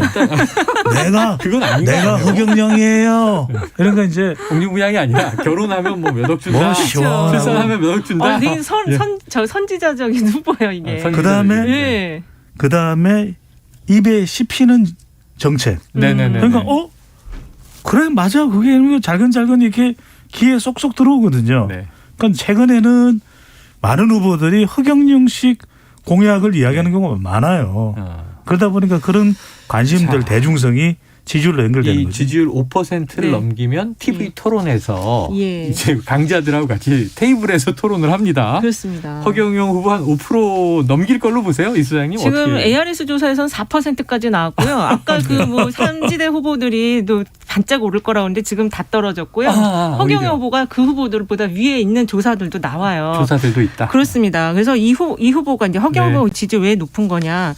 가장 중요한 건 코믹한 밈을 만들 수 있는 후보라면. 오히려. 네, 그러면은 온라인에서. 지금 그렇습니다. 2030 MZ세대에게 그 호응을 받을 수 있고요. 그리고 지난 재보선에 서울에서 나와서 인지도가 높이 쌓여 있다. 네. 그리고 그 핵심 매니아층이 좀 있어요. 매니아. 고연령층의 매니아층이 네. 있는데 오늘은 그분들이 안 오셨는데 KBS 앞에도 주말마다 저희 방송 직전에 오셔가지고 여론조사 보기문란에 네, 넣어달라고 그 시위를 하시더라고요. 우리는 왜 여론조사에 안 넣느냐. 왜 안 넣느냐 넣어달라. 그렇게 핵심 지지층이 있어요. 그래서 나오고 있습니다. 참 전술적으로 잘하고 있는 게 구독자 100만 이상이 되는 유튜브들 방송에 계속 출연을 해요. 꾸준하게. 그렇죠. 이게 사실 밑바닥을 다지는데 굉장히 중요하거든요. 내 눈을 바라봐. 이게 이제 먹히는 거죠. 먹힌다. 자, 요즘은 또 좀 어느 코믹한 것도 효과가 그렇습니다. 있다. 아주 중요해요. 왜냐하면 나무란 뉴스가 대선 관련 너무 많아서. 네. 자, 가족 리스크 다음 주 예견해 보죠. 네. 계속 갑니까, 배 소장님? 갑니다. 아이고. 쭉 갑니다. 그럼 이제 윤석열 후보 입장에서는 김건희 씨 이슈 다음 주로도 쭉 가고. 그러면은 이재명 후보는요? 아들 리스크. 이재명 후보 아들 리스크도 일정 수준 간다고 봐야 되겠죠. 일정 수준 더 간다. 왜? 서로 공방이 되니까. 서로 공격을 하니까. 그래서 이 가족 의혹은요. 세 가지 조건입니다. 네. 신속, 충분, 정확. 털어내야 돼요. 빨리 탈탈탈 털어내야죠. 그럼 지금 김건희 씨 관련해서 윤석열 후보 이제 사과를 하긴 했어요. 네. 송구하다는 얘기까지 했는데 네. 사과를 했다 안 했다. 또 선대위 차원에서 공식 사과 있다 없다. 어떻게 해야 좋습니까? 일단은 사과를 좀 제대로 하셔야 되고요. 하셔야 된다? 왜냐하면 이게 지금 김건희 씨를 대표라고 부르거든요. 예. 여사라고 안 하고 전문성 있는 사람이다라는 걸 강조하기 사업체 때문에. 대표다 이거죠. 그렇습니다. 현재 사업체 대표라는 걸 강조를 하고 있기 때문에 지금 근데 그 허위 이력 부분이 전문가들에게는 굉장히 치명타적인 내용들이거든요. 네네. 그래서 그 부분에 대해서 사과를 해야 되는데 더 그다음 문제가 뭐냐면 조치를 어떻게 할 거냐. 조치를. 이게 법적 조치가 되는 부분이냐 안 되는 부분이냐 이 부분이 있어요. 네. 그래서 지금 계속 이슈는 갈 거라고 하지만 사과는 아마 분명히 다시 할 거예요. 다음 주 중에. 근데 그게 어느 수위로 어떻게 할 것이냐. 이거에 따라 여론이 또 향배가 달라질 것 같습니다. 네. 두 장을 들고 오면 돼요. 두 장? 한 장은 한국게임산업협회 원본, 오타가 없는, 오기가 없는 원본 뭐 이렇게 원본 재직 증명서고요. 또 하나는 2004년 서울 애니메이션 대상 원본 상장 가져오면 돼요. 네네네. 근데 그걸 못 갖고 오면 어떻게 못 갖고 오면. 못 갖고 오면 석고대죄해야죠. 석고대죄 해야 된다. 그렇습니다. 근데 지금 뭐 일단은 일부 돋보이려는 네. 욕심이었다라든가. 죄라면 죄다. 이거는 죄라면 말이 죄다. 아니에요. 그렇게 예. 근데 이제 허위를 인정하는 취지의 또 얘기들도 있기 그렇습니다. 때문에 그러면 잘못했다. 석고대죄 하는 또 수순으로 갈 그렇게 가능성이 하고 평가를 받으면 돼요. 그렇죠. 이게 이제 지난 시간에 제가 말씀드렸는데 대선 때는요. 시시각각 판세가 요동치거든요. 빨리 신속 이겁니다. 충분. 근데 정확. 어제도 이 얘기가 나왔는데 네. 기자들 앞에 나타나서 뭐 이야기를 선대위가 조율되지 않은 얘기를 한다든가 전화를 받고 뭐 본인의 하소연을 한다든가 좀 선대위가 이 배우자 김건희 씨의 메시지 관리할 필요가 있다? 있죠. 있다? 해야 된다? 예, 이게 김종인 총괄선대위원장이 어떤 표현 형태로 하려는지 봐야 되겠다 이렇게 얘기를 했어요. 그래요? 그러니까는 지금 김건희 씨 문제가 이제 그 뉴스버스 인터뷰만 보더라도 그냥 말을 그냥 편하게 막 생각나는 대로 하는 스타일이거든요.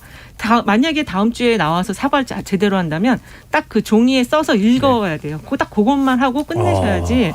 다 그냥 또 질문 받고 막 또 생각나는 대로 막 말하면 지지율이 더 떨어질 수 있어요. 지금 이 말씀 오늘 예언입니까? 네. 자, 그럼 다음 주에 이 배우자 김건희 씨는 공식 사과를 네. 종이에 적어 나와서 네. 읽고 이 문제에 대한 이제 결말을 시도한다. 그렇죠. 배 소장님 그럴 것 같아요? 화요일입니다. 네. 몇 시? 오후 2시. 오후 2시. 네. 자, 21일 화요일 오후 2시. 왜 시사본부 끝나는 시간으로 한 거예요? 그게 왜냐하면 22일이잖아요. 네. 오후 2시 3땡. 21일. 1일이에요. 네. 땡자 들어가면 안 좋아. 두 개 들어가면. 자, 다음 주에 뭐 크리스마스 주간으로 이제 들어갑니다. 네. 자, 오늘 두 분 예언. 그러면은 이제 끝으로 한 가지. 네. 이 후보, 윤 후보 지지율 다음 주는 어떨까요? 지금 골든 크로스가 지금 2개가 나왔거든요. 네네. 다음 주에도 한두 개 더 나올 것 같아요. 이 후보가 조금 더 앞서가는 결과들로 나온다. 오차범위 내에서 앞서는 게 또 나올 것 같습니다. 네, 저 배 소장님. 골든 크로스 하나 더 나온다. 하나 더 나온다. 거의 이제 그럼 저는 2개 나온다고 할게요. 2개 나온다, 하나 나온다. 아니요, 3개지. 하나 더. 3개, 하나 더 나온다. 3개, 2개. 좋아요. 자, 이 이재명 후보가 조금 앞서는 결과가 나올 것이지만 오차 범위 내에서 아직도 혼조세죠. 예, 혼조세다. 네. 팽팽하다. 네. 이 예언을 오늘 끝으로 예언 오락관을 정리하겠습니다. 지금까지 배종찬 인사이트 K 연구소장, 이은영 휴먼앤데이터 소장 함께했습니다. 고맙습니다. 감사합니다. 고맙습니다. Splish splash, I was taking a bath. Long about a Saturday night. Yeah. 점심 먹고 유쾌한 시사 디저트 한 입. 최영일의 시사본부. Well, I stepped out the tub and put my feet on the floor. I wrapped the towel around me and I... 네, 시사본부 매일 이 시간 청취자분들께 드리는 깜짝 간식 선물이 있죠. 물론 오늘도 준비되어 있습니다. 이제 스포츠 본부를 이 금요일 마지막 코너로 진행할 거기 때문에 이 홈런 맛 초코 과자. 자, 주말에 홈런 치시길 바라면서 이 코너 들으시면서 문자로 의견 보내주시는 청취자분들께 쏩니다. 짧은 문자 50원, 긴 문자 100원이 드는 샵 9730으로 보내주시고요. 자, 스포츠 소식을 정리하는 스포츠 본부. KBS 스포츠국의 꼬인 군번. 아직도 부서에서 막내. 우리가 기수복이 안 좋다 이런 얘기 군대에서 하는데 정현호 PD 나오셨습니다. 어서 오세요. 네, 안녕하십니까. 막내면 어때요? 그럼요. 스타잖아요. 갑자기 스타면 되지. 이런 전개를 예상하지 못했었는데. 네네. 연예계에서는 또 어릴수록 좋아요. 아, 그런가요? 막내 오래 하면 좋습니다. 연예계에 있지는 않아서. 연예인 취급. 네. 자, 지난주 스포츠본부에서 너무 재밌었던 것이 KBO 네. 구단들의 이제 스토브리그. 그렇죠. 외국인 선수 영입 소식 전해드렸잖아요. 네네. 푸이그 선수 얘기했었잖아요. 맞아요. 네, 재밌었는데 그런데 이제 더 스토브리그가 네. 후끈후끈해지고 있는 게 네. 프랜차이즈 스타라고 불리는 선수들의 이적 뉴스가 잇따라 나오고 있는데 네네. 어떤 선수들입니까? 우선 삼성의 1번 타자이자 중견수 주장까지 했었던 박혜민 선수가 LG랑 4년 60억 원의 계약을 체결했고요. 4년 60억. 그렇죠. 네. 두산의 박건우 선수도 NC와 6년 100억 규모의 계약을 체결을 했습니다. 그리고 삼성과 NC 사이에 트레이드도 있었고요. 트레이드도 심창민, 있었고. 김흥민 선수를 NC로 갔고 NC의 김태군 선수가 삼성으로 2대1로 왔고. 맞교환한 거죠. 맞습니다. 네. 그리고 이어서 SSG에서는 FA 계약은 아니지만 문승원과 박종원 선수가 KBO 사상 처음으로 BFA 선수들의 단연 계약을 또 체결을 했거든요. 네. 단연 계약 몇 년이에요? 총 5년씩입니다. 박종원, 5년씩? 문승원 각각 5년씩이 계약이기 때문에 FA를 앞두고 이 선수들을 프랜차이즈로 눌러 앉히려는 계약이라고 볼 수 있고 선수들의 수명으로 보면은 5년 그렇죠. 장기 계약이네요. 딱 전성기 때 이제 계약을 체결하려는 거죠. 네네. 백정현 선수도 4년 38억에 삼성의 잔류를 결정했습니다. 4년 38억. 야, 4년 5년 뭐 30억대, 40억대, 60억대. 맞습니다. 야, 대단한 몸값들인데요. 자, 두산의 김재환 선수요. 네네. 조금 전에 두산에 잔류하는 결정이 나왔네요. 1시간도 안 됐습니다. 1시에 발표가 됐으니까. 1시에. 네네. 4년 115억에 굉장히 대형 계약이에요. 이게 제일, 지금 100억이 넘네요. 예, 역대 계약 규모로 봤을 때도 롯데의 이대호 그리고 NC의 양의지에 이어서 세 번째로 큰 FA 총액 계약이거든요. 이대호, 양의지급. 그렇죠. 근데 이제 보장 금액만 무려 110억 원이기 때문에 네네.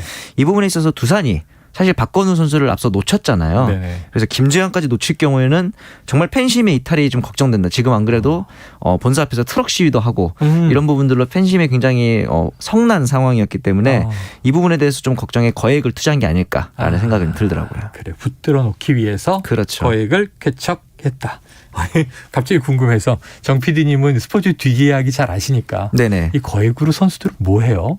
대부분의 경우에는 이제 뭐 가정에 이제 투자를 하는 경우들이 자산 많죠. 뭐 투자하고. 이제 부동산을 산다든가 아니면 혹은 이제 자산 관리사들을 따로 두더라고요. 거액을 이제 돈을 돌리는 경우에는. 이 정도 금액은 전문가의 조언을 받아야 그럼요. 되겠죠.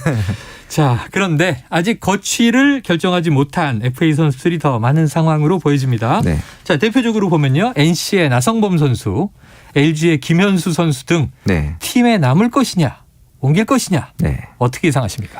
일단 나성범 선수는 지금 기아와의 계약설이 계속 나오고 있고 네네. 그다음에 이제 김현수, 황재균, 강민호 이런 선수들도 네. 대부분 잔류보다는 이적에 관한 뉴스들이 좀 많이 나오고 있어요.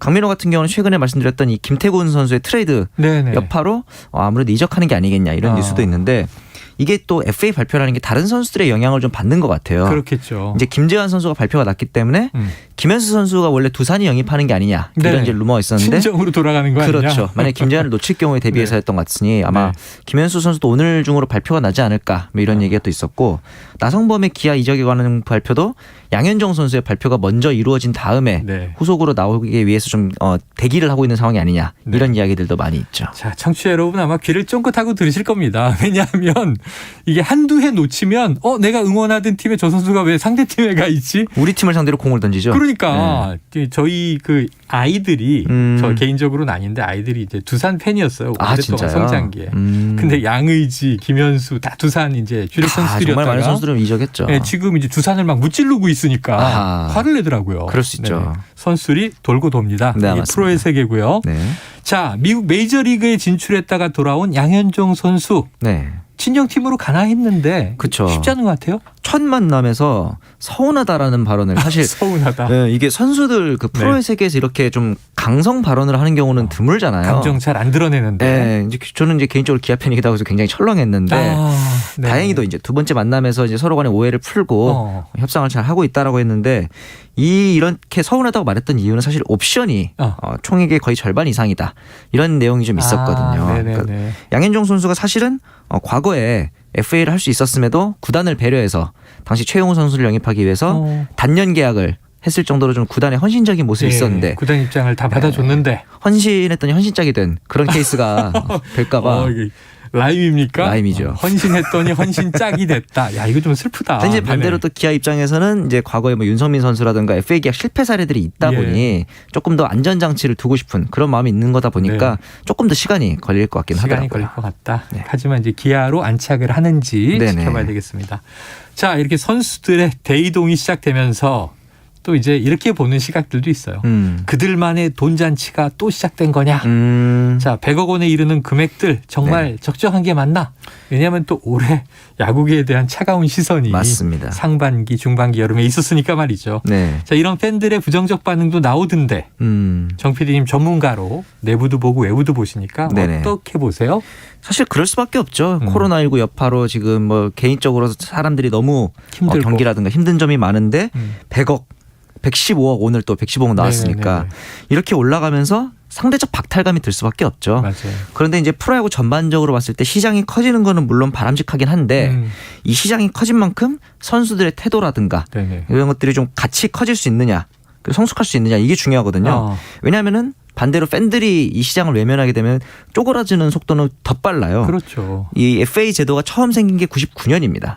그 당시에 이제 그 급격하게 선수들이 FA 계약을 체결하고 나서 문제는 그 이후 그때가 IMF 시기였잖아요. 그렇죠. 이 팬들과의 그 괴리감 때문에 2000년대 초반에 야구 인기가 급격하게 시그러듭니다. 이런 부분들을 상대적 박탈감을 느끼니까. 그렇죠. 국민 정서를 읽지 못했던 거죠.